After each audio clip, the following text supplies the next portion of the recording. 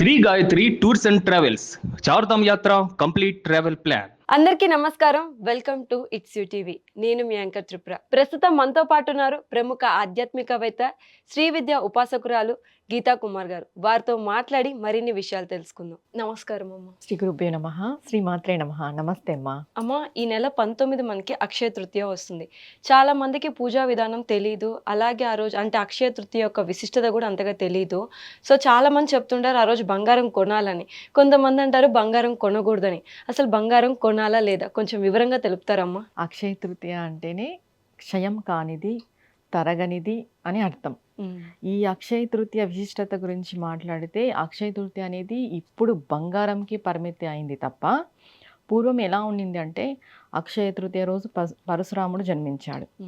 తర్వాత ఇదే అక్షయ తృతీయ రోజు త్రేతాయుగం మొదలైంది, అంటే రాముడి కాలం మొదలైంది. ఇదే అక్షయ తృతీయ రోజు మహాభారతం రాయబడింది విఘ్నేశ్వరుని చేత. అంతేకాక ఇదే అక్షయ తృతీయ రోజు కృష్ణుడు అరణ్యవాసంలో ఉన్న ద్రౌపదికి అక్షయ పాత్రను సమర్పించాడు. ఇదే అక్షయ తృతీయ రోజు కుచేలుడు కృష్ణుడికి కూడా వెళ్ళి కలిశాడనమాట. అక్షయ తృతీయ అంటే ఇప్పట్లో ఈ జనరేషన్లో కేవలం బంగారం కొనాలి, ఇదేదో లక్ష్మీదేవికి సంబంధించిన తిథి అని అనుకుంటున్నారు తప్ప, కానీ ఇక్కడ అసలైన విషయం ఏమంటే బంగారం కొనకూడదు అక్షయ తృతీయ రోజు. ఇప్పుడంతా బిజినెస్ అంతా అయిపోయి బంగారం కొనండి కొనండి కొనాలి, కొంటే అసలు తరగదు పెరుగుతుంది అని చెప్తున్నారు కదా. కరెక్టే, అక్షయ తృతీయ అంటే తరగనిది, క్షయం కానిదని అర్థం. కానీ మనకి కొన్ని వస్తువులు చెప్పారనమాట. కొన్ని వస్తువులలో కలిపురుషుడు ఉంటాడు కలియుగంలో అనేసి, దానిలో బంగారం ఒకటి. ఇప్పుడు బంగారం అనేది కొంటే మనకి కలిపురుషుడు పెరుగుతాడా తగ్గుతాడా? పెరుగుతాడు. అందుకే బంగారం కొనకూడదు అని చెప్పబడింది. ఇంకా ఈ తిథి విశిష్టతకి వస్తే ఎందుకు తృతీయ అని అంటే 3 కలిపితే తృతీయ అంటారు. అంటే 3 లోకాలు, పరమేశ్వరుడు, తర్వాత ముక్కంటి, ఇలా ముగ్గురు మనకున్నారు, విష్ణువు, బ్రహ్మ, శివుడు. వీటన్నిటిని కలిపితేనే 3. అందుకు అక్షయ తృతీయ అని వచ్చింది. అంటే ముగ్గురు పరదేవతల యొక్క అనుగ్రహము ఈ అక్షయ తృతీయ రోజు మనకు ఉంటుంది.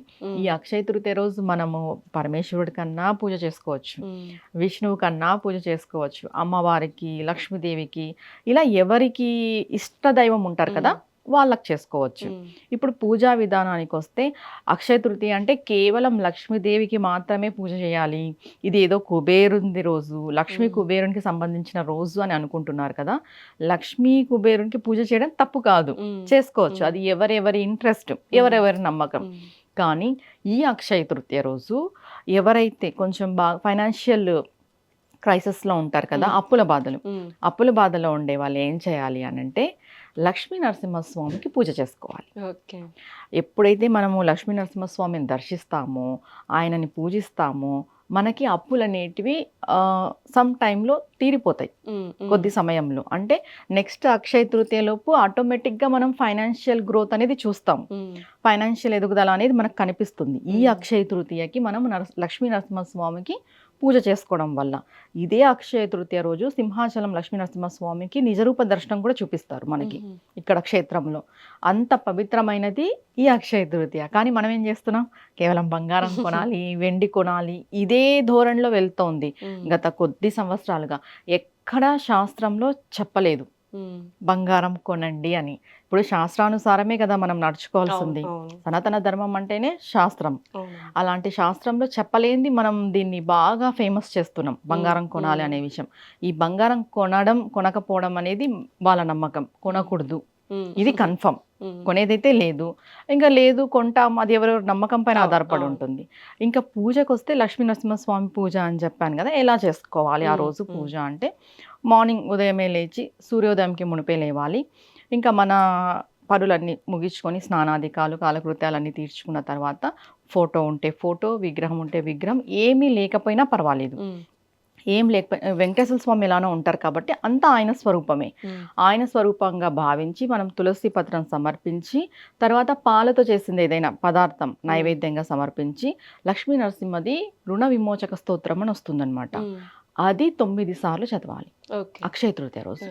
ఇలా మనం సంకల్పం ఏమి, మాకు ఫైనాన్షియల్ గ్రోత్ కావాలి, మేము అప్పుల బాధ నుండి బయటపడాలి, మాకు ఫైనాన్షియల్గా దారులు కావాలి, ఇలా మనం సంకల్పం పెట్టుకొని 9 సార్లు లక్ష్మీ నరసింహస్వామి రుణ విమోచక స్తోత్రం పారాయణించడం వల్ల ఖచ్చితంగా రిజల్ట్ ఉంటుంది, ఫలితం శీఘ్రంగా ఉంటుంది. ఇంకా ఆ రోజు వాళ్ళ వాళ్ళ ఊర్లలో దేవాలయాలు ఉంటాయి కదా, అవును. స్వామికి సంబంధించినటివి, అలా స్వామికి వెళ్ళి దర్శించినా కూడా మంచి ఫలితం ఉంటుంది. అంతేకాక ఈ అక్షయ తృతీయ రోజు ఈ బంగారం కొనడం అనే విషయం పక్కన పెట్టేస్తే దానాలు కొన్ని ఉంటాయి, కొన్ని దానాలు చేసుకోవాల్సినవి ఉంటాయి. ఏం దానం చేయాలి అని అంటే ఉదకము అంటే కుండ, నీటి కుండ ఖచ్చితంగా దానం చేయాలి. గురువులకి కానీ, బ్రాహ్మణులు కానీ, పురోహితులు ఉంటారు కదా, వాళ్ళకి. ఎలా అంటే ఒక కొత్తది నీటి కుండ తీసుకొని శుద్ధమైన జలం, త్రాగునీరు దాంట్లోకి వేసి, దాంట్లో పచ్చకర్పూరము, ఏలక్ బుడ్డలు, ఇలాచి అంటాం కదా, వాటిని దాంట్లోకి వేసి, వస్త్రాలు ఉంటే, స్తోమత ఉంటే వస్త్రాలు, చెప్పులు, ఛత్రి అంటే గొడుగు, ఈ నీటి కుండని, ఇంకా వాళ్ళకి స్వయం పాకము, ఇలాంటివన్నీ సమర్పించవచ్చు. అక్షయ తృతీయ అని అంటే దానం చేసేది, దానం చేసే రోజు, దాన ధర్మం చేసే రోజు. ఎందుకు దాన ధర్మం చేయాలి అని అంటే మనకి పూర్వజన్మలో ఏదైనా దుష్కర్మ అనేది ఉంటుంది, బ్యాడ్ కర్మ అనేది. ఆ బ్యాడ్ కర్మని తగ్గించడానికి ఈ రోజు చేసే దానం చాలా పనికొస్తుంది. అంటే నువ్వు వాటరు ఇచ్చావు స్వామివారికి, అదేమైపోతుంది అని అంటే అది జన్మ జన్మాంతరం మనకు వస్తుంది. ఎందుకు నీళ్ళే చెప్పారు అనే డౌట్ రావచ్చు. అంటే ఇంకా ఏమైనా, ఇంకా చెప్పారు, భూదానం చెప్పారు, గోదానం చెప్పారు, వస్త్రదానం చెప్పారు, ఇవన్నీ చేసుకోలేని వాళ్ళు కూడా ఇది మాత్రం ఖచ్చితంగా చేయాలి. ఇది ఉంటే స్తోమత బట్టి, ఇది స్తోమత లేకపోయినా ఇది చేసుకునే స్తోమత అందరికీ ఉంటుంది. వాటర్ ఇవ్వడం అనేది, వాటర్ దానం చేయడం అనేది. ఇది ఎందుకు చెప్పారు అని అంటే మనం ఫుడ్ లేకపోయినా ఉండగలం, ఆహారం తీసుకోకపోయినా ఉండగలం, ఈ వాటర్ లేకపోతే ఉండలేం, అసలు కుదరదు కూడా. అంటే జన్మ జన్మాంతరము కూడా మనకి నీటి కొరత ఉండకూడదు.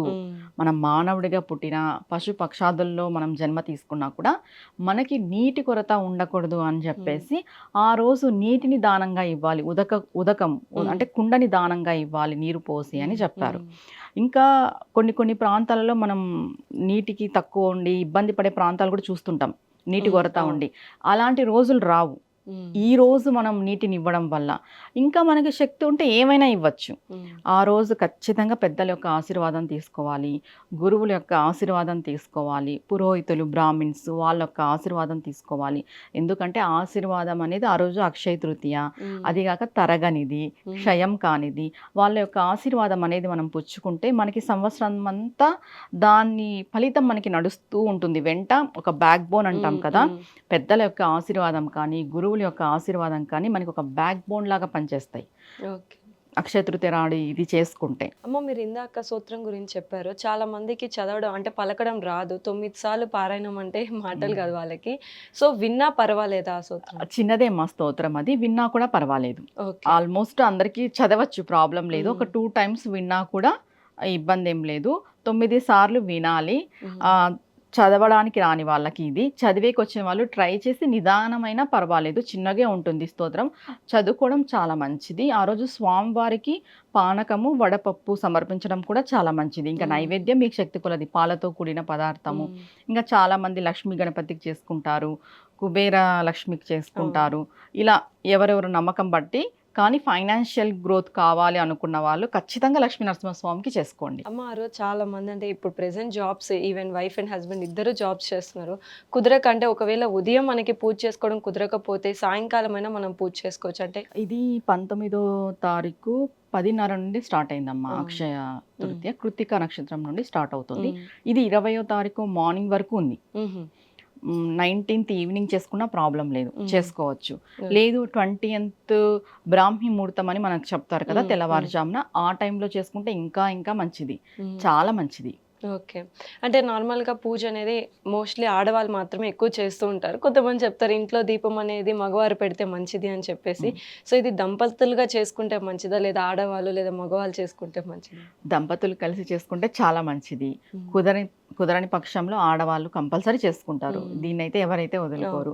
ఇంట్లో మగవాళ్ళు దీపం పెట్టేసిన తర్వాత ఆడవాళ్ళు స్తోత్రపారాయణం చేసుకున్నా చాలా మంచిది. ఇద్దరు కలిసి చేసుకుంటే ఇంకా మంచిది. కుదరని వాళ్ళు ఎవరికి వీలు బట్టి వాళ్ళు. కొంతమంది అబ్బాయి అబ్బాయిలు ఇంట్రెస్టెడ్ గా ఉండరు అవును, ఈ అవును. దీపం పెట్టడానికి కానీ పూజ చేయడానికి కానీ. మ్మ్. ఇంకా వాళ్ళ వైఫ్స్ లేదా వాళ్ళ తల్లి ఇలా చేసుకోవచ్చు, ఓకే. ఇబ్బంది ఏం లేదు. మ్మ్. పెడితే చాలా మంచిది ఓకే. అబ్బాయిలు. చాలా చక్కగా చెప్పారమ్మా. అంటే చాలా మందికి అంటే కొంతమంది చాలా లోతుగా వెళ్ళి చెప్తారు. మీరు చెప్పిన విధానం చూస్తుంటే అంటే చాలా ఈజీగా వేలో చేసుకోవాలనిపించే విధంగా తెలియజేశారు. ధన్యవాదాలు అమ్మా. నమస్తే అమ్మా.